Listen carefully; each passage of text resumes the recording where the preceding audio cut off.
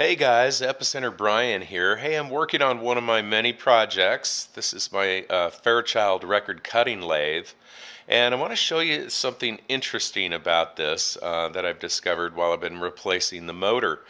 So the motor that was in here ran at 1800 RPM, and it allowed the record cutter to cut at 33 1/3 RPM and 78 RPM. Well, that motor was in bad shape. I decided to replace it with a servo motor so that I could also do some other speeds like 45 and half speed 33, which would be 16 2/3, half speed for 45, which would be 22 1/2. Well, anyway, so that's gone very, very well. It took some effort to figure out how to get it mounted, get it so that I could adjust the shafts to be in line and all that. And then I've been experimenting with different couplers to make sure that there's no vibration that gets transferred. So anyway, today I want to show you an interesting phenomenon that I discovered with a couple of couplers that I'm using. So let's take a quick look at this. Inside of here, let's see. Inside of here, you'll see the servos mounted back up in here, and there are two couplers installed here. Two of these helical couplers. Now, they look like this, and these particular ones are a little problematic because the set screws are both on one side, and that hole is just a little bit too big.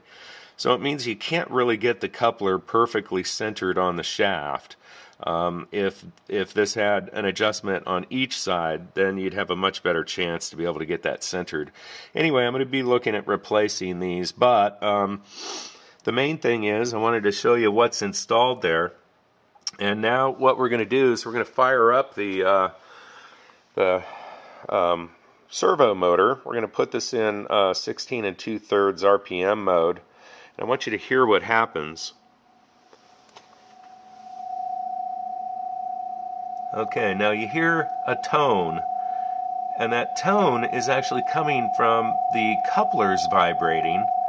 The motor is not vibrating. This is very well shock isolated now, but you'll hear that that gets louder and louder and louder. Now watch what happens, or listen to what happens when I touch this coupler right here. That goes away, and it will slowly come back.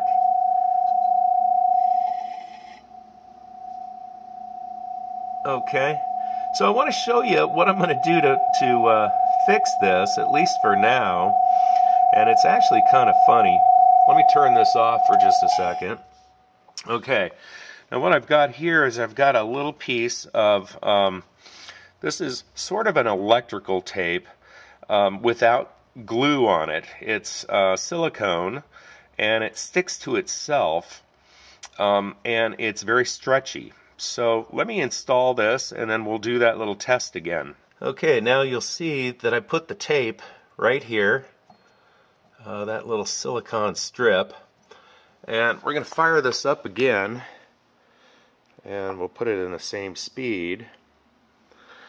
And now, let's see what happens.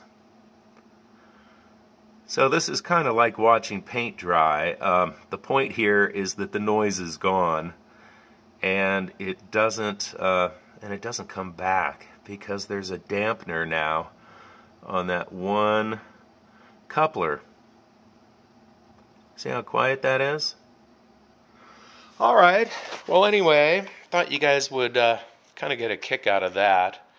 And I'm going to go ahead and show you why I've got two couplers in there with a little demonstration. One thing I didn't explain, although there are two couplers installed, there's actually a short little piece of shaft that's connecting the two. And then obviously the other end, this goes to the transmission, this end goes to the servo motor.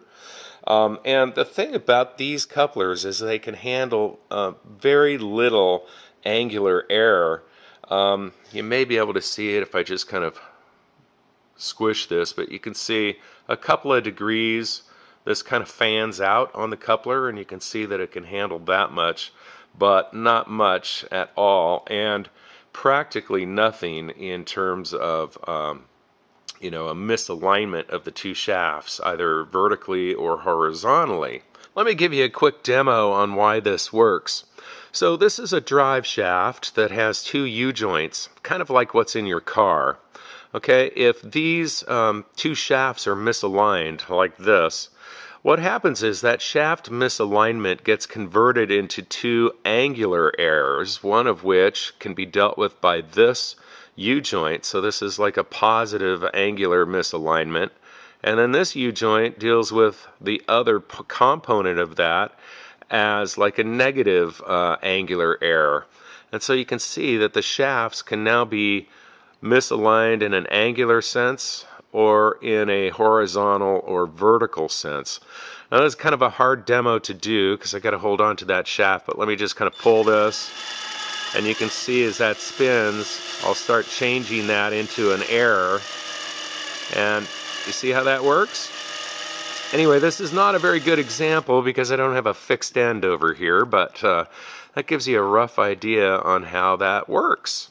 All right, hope you guys enjoyed that. For the Epicenter.com, I'm EpicenterBryan, signing out.